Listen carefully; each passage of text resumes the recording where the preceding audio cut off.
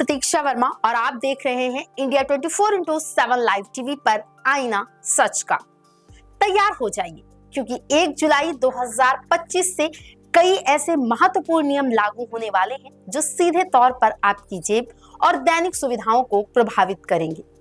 चाहे आप टैक्स भरने की सोच रहे हो, ट्रेन में सफर करना चाहते हो या फिर HDFC क्रेडिट कार्ड का इस्तेमाल करते हो, यह जानकारी आपके लिए बेहद अहम है। और आगे हम आपको बताएंगे भारत में ई पासपोर्ट की शुरुआत हो गई है, जिसमें एक माइक्रोचिप लगी होती है जो आपकी पहचान और बायोमेट्रिक जानकारी को सुरक्षित रखती है। और अब हम आपको बताएंगे BSNL सितंबर 2025 तक 5G सेवा दिल्ली, लखनऊ, जयपुर जैसे शहरों में लॉन्च करेगा, जिससे नेटवर्क क्वालिटी में बड़ा सुधार देखने को मिलेगा।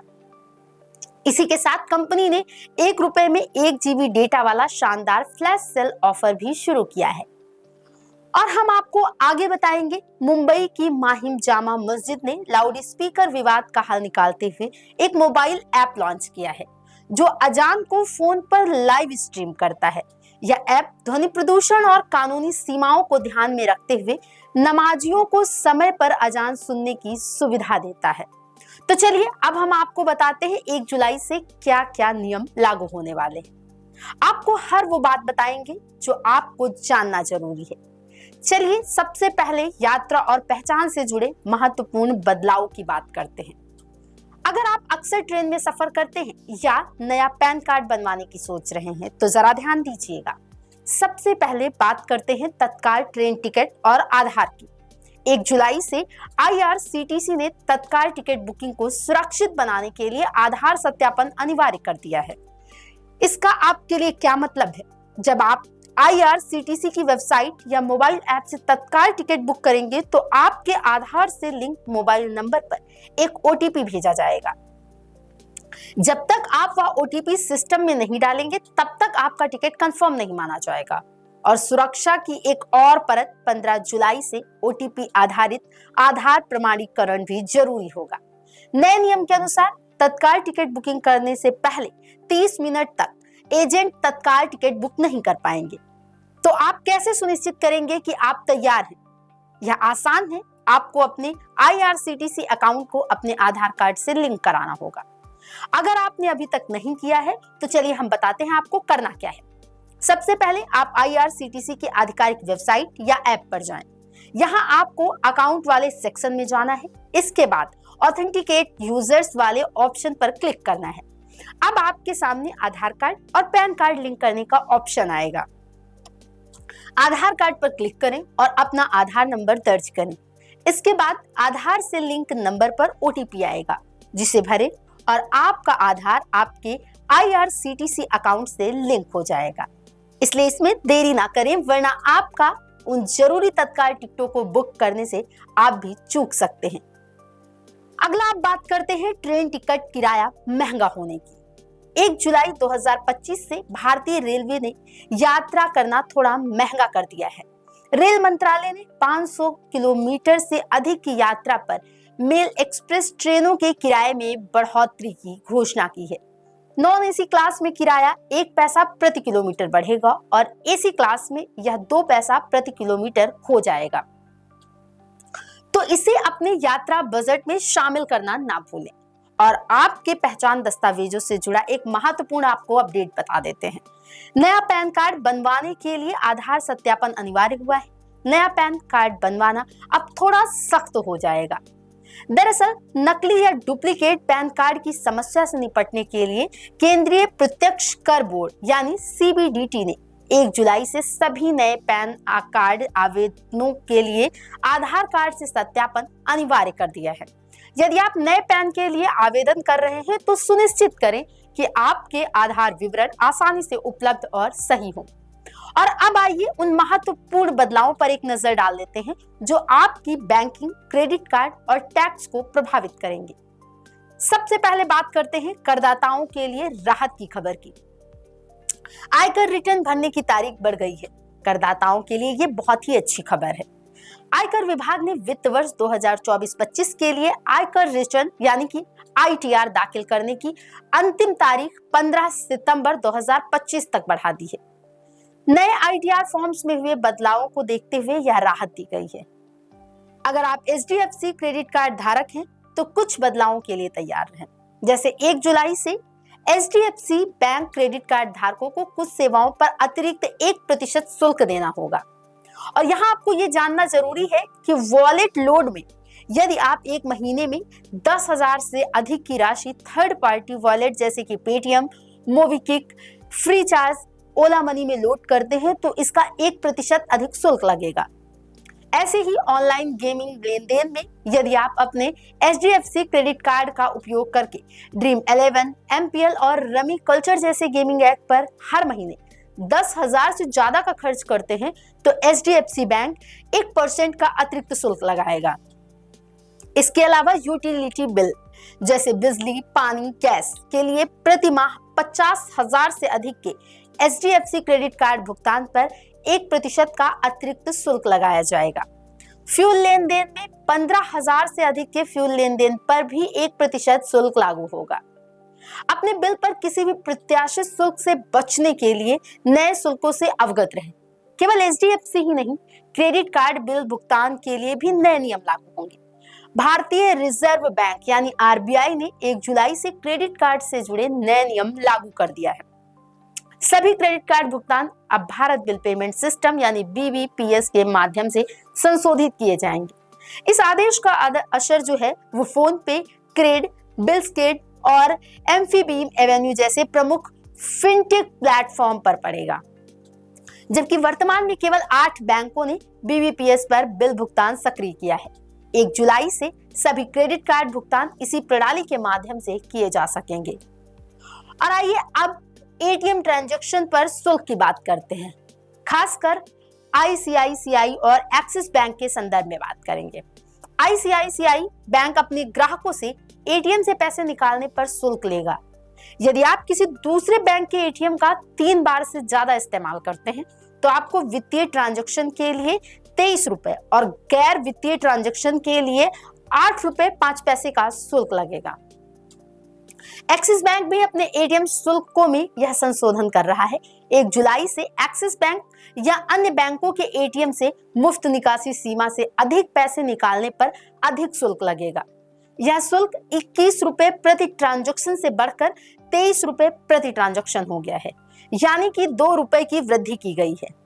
इन बदलावों से बचत खाता, एमआरआई खाता और ट्रस्ट खाता धारकों सहित कई खाता धारक भी प्रभावित होंगे। और यहाँ छोटी बजट योजनाओं से एक जुड़ा बड़ा अपडेट भी आया है। सरकार सुकन्या समृद्धि योजना, एफडी, एनएससी, पीपीएफ और केवीपी जैसी छोटी बचत योजनाओं पर ब्याज दरें तय करेगी। ये दरें जो है वो जुलाई से सितंबर की तिमाही के लिए लागू होंगी। सरकार हर 3 महीने में इन योजनाओं पर दिए जाने वाले ब्याज की समीक्षा करती है। 1 जुलाई से इन योजनाओं पर कितना ब्याज लगेगा, इस बारे में सरकार 30 जून यानी आज घोषणा कर देगी। अंत में एसबीआई, एचडीएफसी और Kotak Mahindra bank credit card के कुछ खास बदलाव पर नजर डालते हैं। ये बैंक भी जुलाई 2025 से अपने क्रेडिट कार्ड नियमों में बदलाव कर रहे हैं।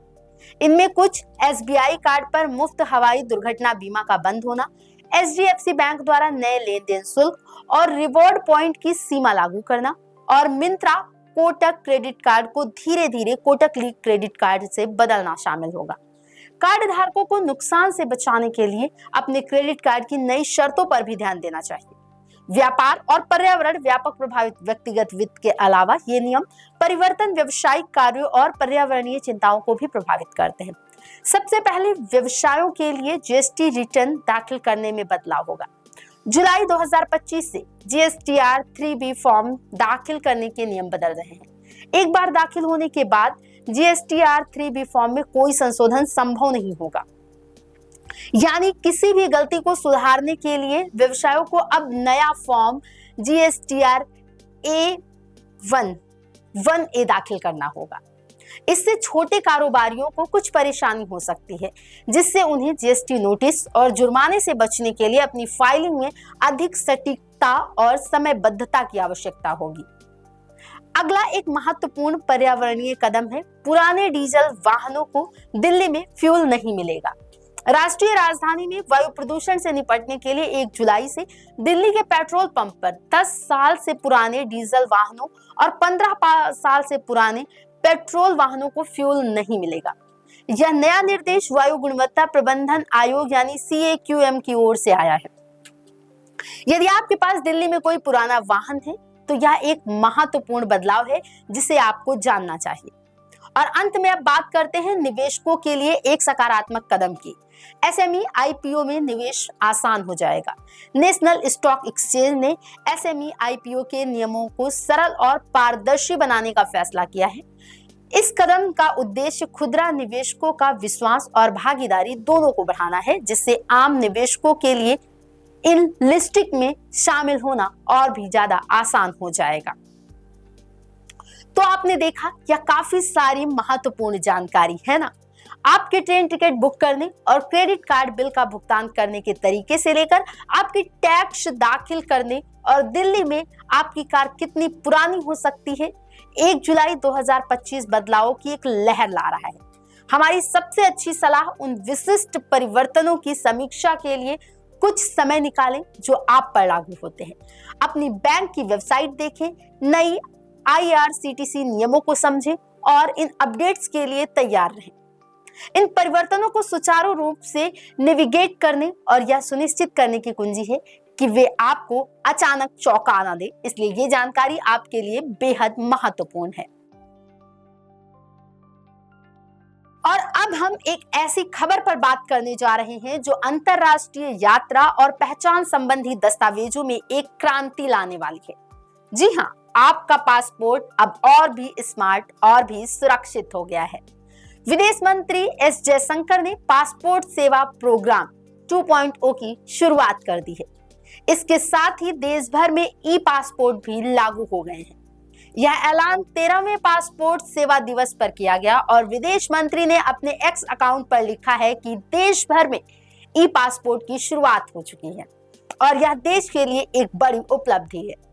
तो चलिए आज हम इसी ई-पासपोर्ट्स के बारे में हर छोटी बड़ी जानकारी आपको बताएंगे। यह क्या है, कौन इसके लिए अप्लाई कर सकता है और सबसे महत्वपूर्ण, इसे बनवाने की पूरी प्रक्रिया क्या है। तैयार हो जाइए क्योंकि अब आपका पासपोर्ट सिर्फ एक पहचान पत्र नहीं बल्कि एक हाईटेक डिवाइस है।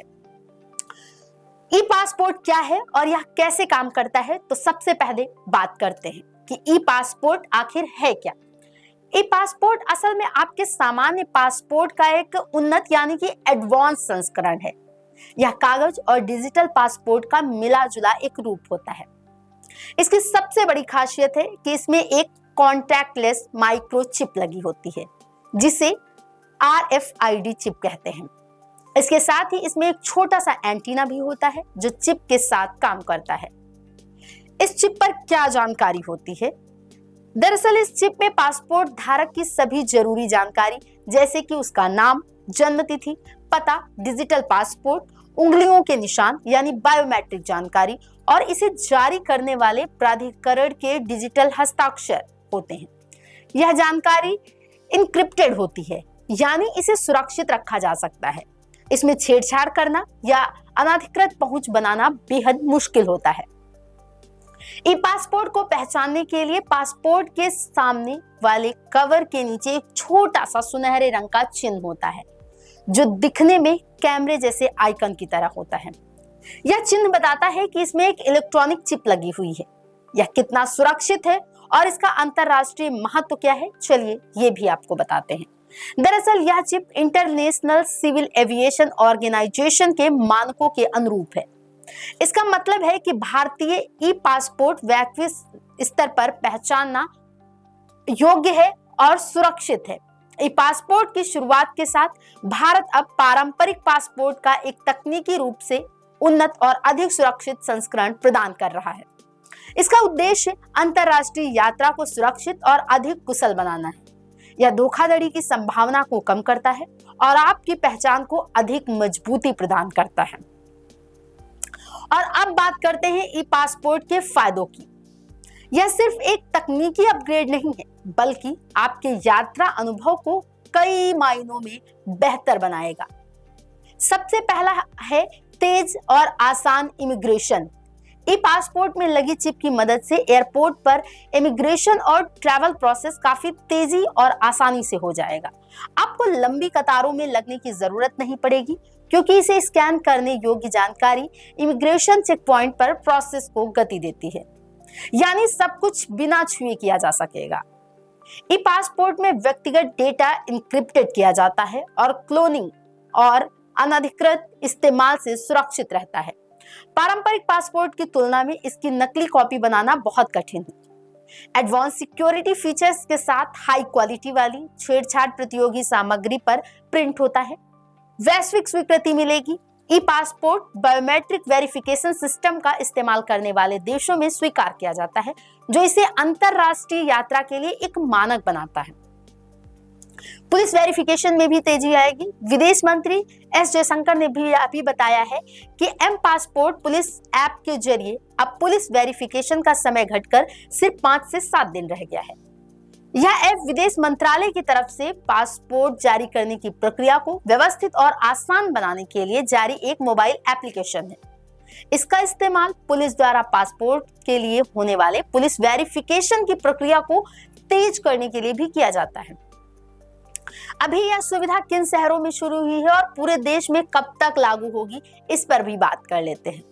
दरअसल फिलहाल ये ई पासपोर्ट की सुविधा दिल्ली, बेंगलुरु, मुंबई, चंडीगढ़, कोच्चि, चेन्नई, लखनऊ, हैदराबाद और कोलकाता सहित नागपुर, भुवनेश्वर, जम्मू, पणजी, शिमला, रायपुर, अमृतसर, जयपुर, तमिलनाडु, सूरत और रांची में भी शुरू हो चुकी है। जल्द ही यह सुविधा पूरे देश में लागू कर दी जाएगी और ई पासपोर्ट ही एकमात्र स्टैंडर्ड बन जाएगा। अब सबसे बड़ा सवाल यह है कि ई पासपोर्ट के लिए कौन अप्लाई कर सकता है। स्टैंडर्ड इंडियन पासपोर्ट के लिए पात्र कोई भी शख्स ई पासपोर्ट बनवा सकता है। इसमें कुछ चीजें शामिल हैं, जैसे नए पासपोर्ट के लिए आवेदन करने वाले व्यक्ति, एक्सपायर हो चुके पासपोर्ट को रिन्यू कराने वाले लोग, खो जाने, चोरी हो जाने या क्षतिग्रस्त हो जाने के कारण पासपोर्ट को फिर से जारी करने का अनुरोध करने वाले आवेदक। इसके अलावा बच्चे और वरिष्ठ नागरिक भी इसके लिए अप्लाई कर सकते हैं। और अब बात करते हैं इसके लिए कोई खास डॉक्यूमेंट्स चाहिए क्या। तो ई पासपोर्ट बनवाने के लिए आपको सामान्य पासपोर्ट के लिए आवश्यक डॉक्यूमेंट्स की ही जरूरत होगी, जैसे आपका Aadhaar card, PAN card, bank passbook, बिजली पानी गैस या इस प्रकार के कोई बिल। अपनी जन्मतिथि प्रूफ करने के लिए आपको जन्म प्रमाण पत्र, Aadhaar card, voter ID, driving licence, matric का सर्टिफिकेट जैसे डॉक्यूमेंट्स की जरूरत पड़ सकती है।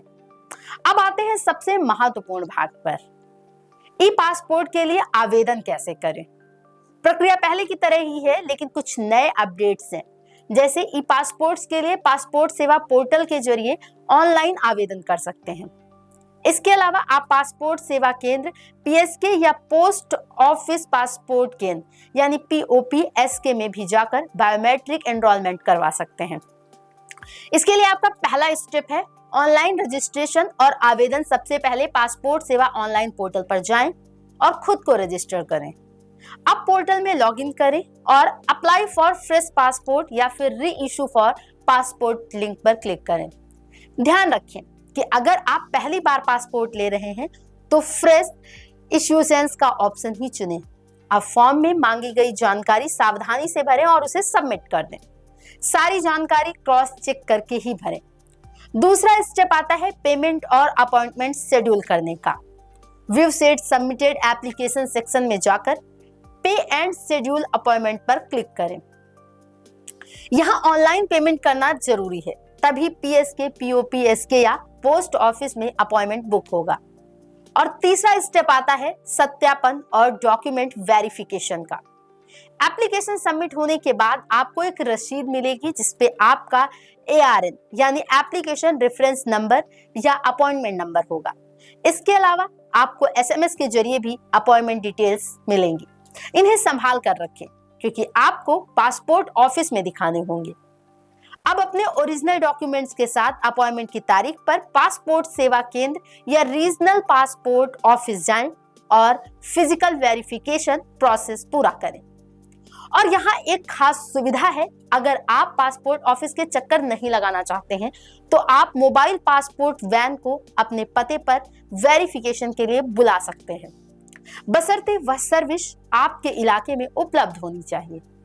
इसके बारे में ज्यादा जानने के लिए संबंधित पोर्टल पर जानकारी उपलब्ध है या आपके घर पर आकर डॉक्यूमेंट वेरीफाई करने का काम करेगी। तो देखा आपने, पासपोर्ट सेवा 2.0 के तहत ई पासपोर्ट की शुरुआत के साथ विदेश मंत्रालय ने पासपोर्ट बनाने की प्रक्रिया को और भी आसान, तेज और पारदर्शी बनाया है। यह एक ऐसा कदम है जो भारत को डिजिटल इंडिया की दिशा में एक और मील का पत्थर साबित करवाता है। यह महत्वपूर्ण बदलाव न केवल आपकी यात्रा को सुगम बनाएगा, बल्कि अंतरराष्ट्रीय स्तर पर भारतीय पासपोर्ट की विश्वसनीयता और सुरक्षा को भी बढ़ाएगा। याद रखें, 1 जुलाई 2025 से ये बदलाव लागू हो रहे हैं और जल्द ही ई पासपोर्ट ही एकमात्र मानक बन जाएगा। हमारी सलाह है कि इन नए नियमों और प्रक्रिया को ध्यान से समझ लें, खासकर यदि आप निकट भविष्य में पासपोर्ट बनवाने या रिन्यू कराने की योजना बना रहे हैं। अपनी जानकारी को हमेशा अपडेटेड रखें और किसी भी संदेह के लिए आधिकारिक पासपोर्ट सेवा पोर्टल या टोल फ्री हेल्पलाइन से संपर्क करें। हम उम्मीद करते हैं कि यह जानकारी आपके लिए उपयोगी साबित होगी। और अब हम एक ऐसी खबर पर बात करने जा रहे हैं जिसका इंतजार बीएसएनएल के लाखों ग्राहक बेसब्री से कर रहे हैं। जी हाँ, भारत संचार निगम लिमिटेड यानी कि बीएसएनएल जल्द ही अपनी 5G सेवाएं शुरू करने जा रहा है। इतना ही नहीं, इस बार इसकी संभावित तारीखों और उन शहरों का भी ऐलान हो गया है जहां यह सर्विस सबसे पहले दस्तक देगी। जानकारों का कहना है कि इस बारे में अब कोई दो राय नहीं है कि बीएसएनएल अब तारीखों पर 5G सर्विस लॉन्च कर पाएगा। अगर ऐसा हो जाता है तो यह उन लोगों को बहुत राहत देगा जो बीएसएनएल के ग्राहक हैं, लेकिन बेहतर सर्विस की डिमांड कर रहे हैं। उम्मीद है कि 5G सर्विस के लॉन्च के बाद बीएसएनएल की ओर से नेटवर्क को लेकर मिलने वाली शिकायतें भी दूर हो जाएंगी। तो चलिए आज हम इसी बड़ी खबर पर विस्तार से चर्चा करेंगे। कब और कहां बीएसएनएल की 5G सर्विस शुरू होगी और इस बीच कंपनी अपने ग्राहकों के लिए क्या खास ऑफर लेकर आई है। तो तैयार हो जाइए, क्योंकि बीएसएनएल अब पूरी तरह से तैयार है प्राइवेट प्लेयर्स को कड़ी टक्कर देने के लिए। तो सबसे पहले बात करते हैं बीएसएनएल अपनी 5G सर्विस कहां शुरू करेगा। रिपोर्ट्स के मुताबिक बीएसएनएल अपनी 5G सर्विस की शुरुआत दिल्ली समेत कई प्रमुख शहरों से करेगा। इन शहरों में जयपुर, लखनऊ, चंडीगढ़, भोपाल, कोलकाता, हैदराबाद और चेन्नई शामिल है। यह एक चरणबद्ध तरीके से लागू किया जाएगा। इसमें इन बड़े शहरों को प्राथमिकता दी जाएगी। बता दें कि पिछले दिनों बीएसएनएल ने हैदराबाद में Q5G FWA यानी फिक्स्ड वायरलेस एक्सेस सर्विस शुरू की थी। हालांकि यह नॉर्मल 5G सर्विस से अलग है, लेकिन इसके आने के बाद से यह साफ हो गया था कि बीएसएनएल की 5G सर्विस का आना भी जल्द ही होगा। यह कंपनी की 5G तैयारियों का एक बड़ा संकेत था। अब सबसे बड़ा सवाल है कि कब से होगा इसका शुभारंभ। 5G सर्विस के लिए कोई स्पष्ट तारीख तो सामने नहीं आई है, लेकिन अलग अलग रिपोर्ट्स में दावा किया गया है कि यह सितंबर 2025 के आखिर तक बिना किसी देरी से शुरू हो जाएगी। बीएसएनएल की ओर से इस बारे में कहा गया है कि देश भर में 5G सेवाओं की शुरुआत स्टेप वाइज तरीके से होगी। इसके लिए लगाए गए 1 लाख टावर जल्द ही अच्छे से काम करने लग जाएंगे और क्वालिटी में कोई कमी नहीं रहेगी। ऐसे में लोगों को सरकारी टेलीकॉम कंपनी के 5G नेटवर्क का स्वाद चखने के लिए सिर्फ कुछ और महीने और इंतजार करना होगा। और सबसे पहले यह कहां दस्तक देगा, तो बता दें कि बीएसएनएल के 5G नेटवर्क के बारे में बताते हुए चेयरमैन और एमडी रॉबर्ट जे रवि ने कहा है कि यह सबसे पहले दिल्ली में network as a service model के तहत लॉन्च की जाएगी। Network as a service model के तहत बीएसएनएल अपने नेटवर्क इंफ्रास्ट्रक्चर को अन्य सर्विस प्रोवाइडर्स या फिर व्यवसायों को भी उपलब्ध करा सकता है। इससे नेटवर्क के उपयोग में और अधिक दक्षता आएगी। इस 5G मॉडल के साथ बीएसएनएल के ग्राहकों को क्या फायदा होगा, तो बता दें कि उम्मीद की जा रही है कि 5G सर्विस के लॉन्च के बाद बीएसएनएल की ओर से नेटवर्क को लेकर मिलने वाली शिकायतें भी काफी हद तक दूर हो जाएंगी। बीएसएनएल ने ग्राहकों की सुविधा के लिए कई महत्वपूर्ण कदम उठाए हैं। कंपनी ने चुने हुए सर्कलों में फ्री 4G सिम अपग्रेड करना शुरू कर दिया है। 2G या 3G सिम से 4G सिम पर अपग्रेड करने वालों को मुफ्त में 4 GB डेटा भी दिया जाएगा। यह सुनिश्चित किया जा रहा है कि 5G लॉन्च के बाद ग्राहकों को बेहतर स्पीड, कम लेटेंसी और एक सुपीरियर नेटवर्क एक्सपीरियंस मिले। तो अब BSNL के ग्राहकों को एक हाई स्पीड और विश्वसनीय नेटवर्क का अनुभव मिलने वाला है। और अब बात करते हैं BSNL की फ्लैश सेल के बारे में कि क्या है खास। दरअसल 5 लॉन्च की तैयारियों के बीच BSNL अपने ग्राहकों के लिए एक और शानदार खबर लेकर आया है, एक धमाकेदार फ्लैश सेल। यह सेल उन ग्राहकों के लिए फायदेमंद साबित हो रही है जो जियो, एयरटेल और VI जैसे प्राइवेट प्लेयर्स को कड़ी टक्कर देने में लगे हैं, BSNL से जुड़े हुए हैं। BSNL अपने यूजर्स के लिए फ्लैश सेल ले आया है। कंपनी अपने ब्रॉडबैंड और डेटा ऑफर्स पर अच्छी डील्स और बेहतरीन डिस्काउंट दे रही है। BSNL ने अपने आधिकारिक अकाउंट यानी ट्विटर पर ट्वीट करके इस सेल की जानकारी दी है। यह सेल 28 जून 2025 से शुरू हो गई है और 1 जुलाई 2025 तक चलेगी। यानी आपके पास इस शानदार ऑफर का लाभ उठाने के लिए अभी 1 दिन का समय है। और इस सेल में क्या खास मिल सकता है, तो आपको बता दें कि इस सेल के दौरान यूजर्स को 400 GB डेटा मात्र 400 रुपए में मिल रहा है। इसका सीधा मतलब ये है कि आपको 1 रुपए में 1 GB डेटा मिल रहा है, जो बेहद किफायती है। इस पैक की वैलिडिटी 40 दिन की है, यानी कि 400 में आपको 40 दिन के लिए 400 GB डेटा मिल रहा है। कंपनी ने ट्वीट में एक वीडियो भी दिया है जिसमें इस ऑफर की पूरी जानकारी दी गई है। यह ऑफर ग्राहकों के लिए ऐसे समय में लाया गया है जब BSNL देश भर में अपने नेटवर्क को मजबूत करने के लिए तेजी से काम कर रहा है। BSNL के बड़े कदम और भविष्य की योजनाएं कंपनी ने ग्राहकों के लिए यह ऑफर ऐसे समय में दी है जब BSNL पूरे देश में 90,000 4G टावरों को एक्टिवेट करने के बहुत करीब आ गया है। यह एक बहुत बड़ी उपलब्धि है क्योंकि यह देसी 4G रोल आउट है। इसका मतलब है कि BSNL का 4G अब पूरे भारत में लाइव हो गया है। लेकिन सवाल ये है कि 4G के बाद क्या BSNL की 5G को लेकर और भी बड़ी योजनाएं हैं? तो बिल्कुल है। कंपनी की योजना सिर्फ 1 लाख साइटों के बाद अब 1 लाख अतिरिक्त साइटों पर 4G 5G लगाने की है। इसके लिए कैबिनेट से अनुमति लेनी होगी, लेकिन यह स्पष्ट हो गया है कि BSNL अपने नेटवर्क विस्तार को लेकर काफी महत्वाकांक्षी है। दरअसल BSNL ने हाल ही में बोस्टन कंसल्टिंग ग्रुप यानी BCG के साथ हाथ मिलाया है। इस साझेदारी के बाद कंपनी ने कई नए और अहम फैसले शुरू किए हैं। कई नई सर्विसेज और योजनाएं शुरू की गई हैं जो बिजनेस के लिए अच्छे संकेत माने जा रहे हैं। इन कदमों से उम्मीद है कि BSNL अब लोकप्रिय टेलीकॉम कंपनियां एयरटेल और जियो को कड़ी टक्कर दे सकेगा। यह एक बड़ा कदम है सरकारी टेलीकॉम कंपनी के लिए, खुद को बाजार में फिर से स्थापित करने के लिए। इन शॉर्ट अगर कहें तो BSNL अपने नेटवर्क को मजबूत करने, नई तकनीकी लाने और ग्राहकों को बेहतर सुविधाएं देने के लिए पूरी तरह से प्रतिबद्ध है। तो यह थी BSNL से जुड़ी बड़ी खबरें। उनका बहुप्रतीक्षित 5G लॉन्च जो सितंबर के आखिर तक होने की उम्मीद है, और उनकी शानदार फ्लैश सेल जो आपको 1 रुपए में 1 GB डेटा दे रही है। BSNL ने स्पष्ट कर दिया है कि अब वह बाजार में एक मजबूत दावेदार बनने के लिए पूरी तरह से तैयार है और अपने ग्राहकों को और बेहतर नेटवर्क और किफायती सेवाएं प्रदान करने के लिए भी तेजी से आगे बढ़ रहा है। तो यदि आप BSNL के ग्राहक हैं तो यह आपके लिए बहुत अच्छी खबर है। बेहतर नेटवर्क कवरेज, तेज स्पीड और आकर्षक डेटा ऑफर्स के साथ BSNL निश्चित रूप से आपको एक बेहतर टेलीकॉम अनुभव प्रदान करेगा। और अब हम आपको बताते हैं देश भर में मस्जिदों के लाउड स्पीकर को लेकर चल रही बहस और विवादों के बीच मुंबई की एक मस्जिद ने ऐसा रास्ता निकाला है जिसने सबको हैरान कर दिया है। यह एक ऐसा डिजिटल नवाचार है जो परंपरा और तकनीकी का अद्भुत संगम है। हम बात कर रहे हैं मुंबई की मशहूर माहिम जामा मस्जिद की, जिसने लाउड स्पीकर विवाद का एक हाईटेक हल निकाला है।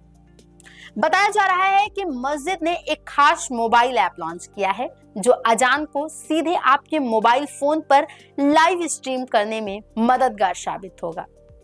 यह ऐप जिस भी मोबाइल में होगी उसी मोबाइल पर तय समय पर अजान की लाइव स्ट्रीमिंग हो जाएगी, जिससे नमाजी बिना किसी कानूनी पाबंदी के अपने वक्त में अजान सुन सकते हैं। तो चलिए आज हम इसी ऑनलाइन अजान ऐप के बारे में हर छोटी बड़ी जानकारी आपको बताएंगे। यह क्या है, इसकी जरूरत क्यों पड़ी और यह कैसे काम करता है। तो चलिए सबसे पहले बात करते हैं उस पृष्ठभूमि की जिसकी वजह से इस ऐप को बनाने की जरूरत पड़ी।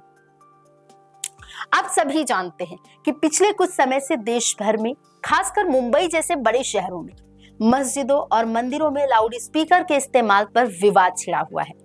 मुंबई में लाउड स्पीकर के इस्तेमाल पर पाबंदियों को लेकर लगातार बहस चल रही थी और यह विवाद ध्वनि प्रदूषण और नागरिकों के शांति के अधिकार से जुड़ा है।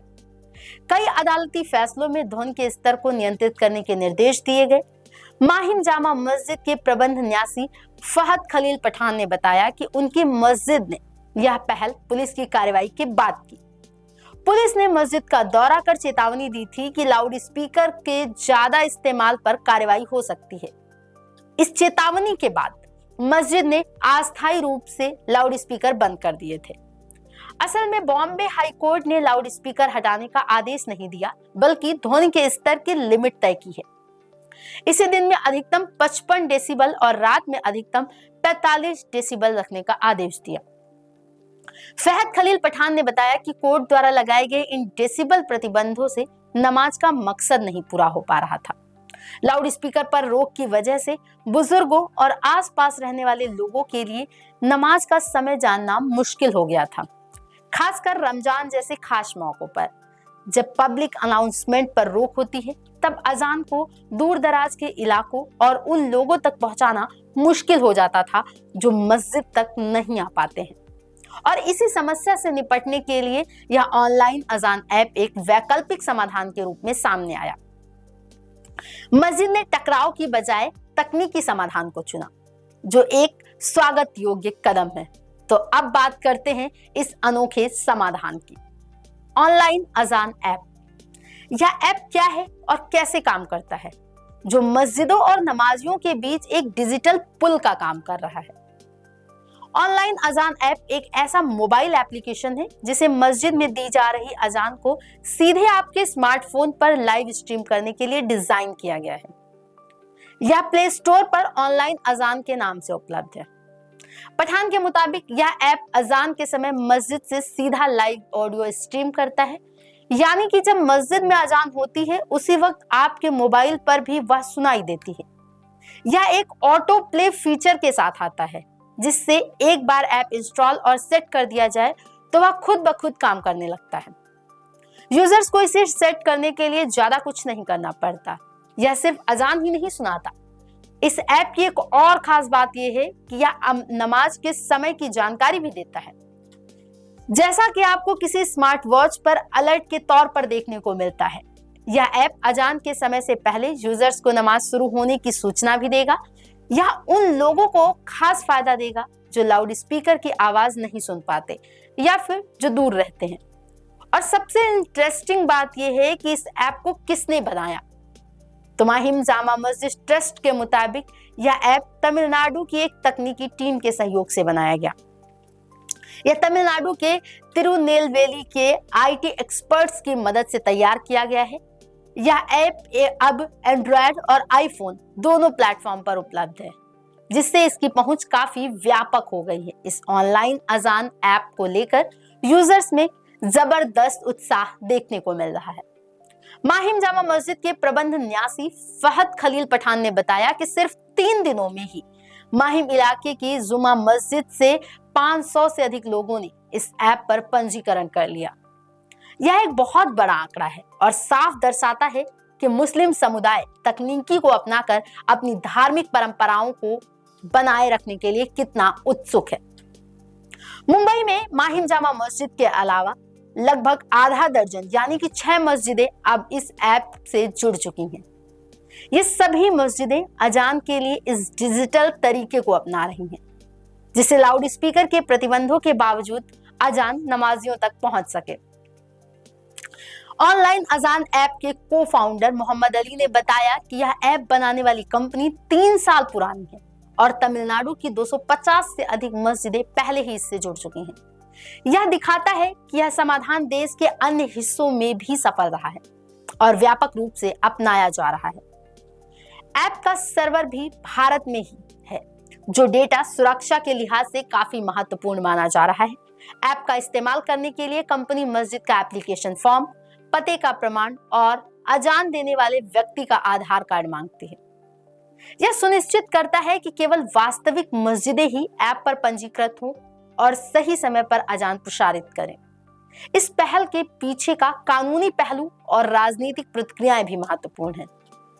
दरअसल लाउड स्पीकर पर नियम क्या कहते हैं और इस डिजिटल समाधान पर नेताओं की क्या राय है, ये भी बताते हैं आपको। माहिम जामा मस्जिद के ट्रस्टी फहद खलील पठान ने साफ किया है कि बॉम्बे हाई कोर्ट ने लाउड स्पीकर हटाने का आदेश नहीं दिया, बल्कि साउंड के लेवल की लिमिट तय कर दी। जैसा कि हमने पहले बताया कि इसे दिन में अधिकतम 55 डेसिबल और रात में अधिकतम 45 डेसिबल रखने का आदेश दिया गया। पुलिस की बार बार अपील के बाद माहिम जामा मस्जिद सहित कुछ मस्जिदों ने अपनी इच्छा से लाउड स्पीकर का इस्तेमाल बंद कर दिया। अब ये मस्जिदें ध्वनि दिशा निर्देशों के अनुसार बॉक्स स्पीकर्स का उपयोग करती हैं, जो ध्वनि को अधिक नियंत्रित करते हैं और निर्धारित डेसिबल सीमा के भीतर रहते हैं। कांग्रेस के मुंबई महासचिव आसिफ फारूकी ने इस डिजिटल प्रयास की सराहना करते हुए नमाज की पुकार जरूरी है, माध्यम नहीं। यह अच्छा है कि मस्जिदें नवाचार को अपना रही हैं। यह दर्शाता है कि यह पहल समुदाय और प्रौद्योगिकी के बीच एक सकारात्मक सेतु का काम कर रही है।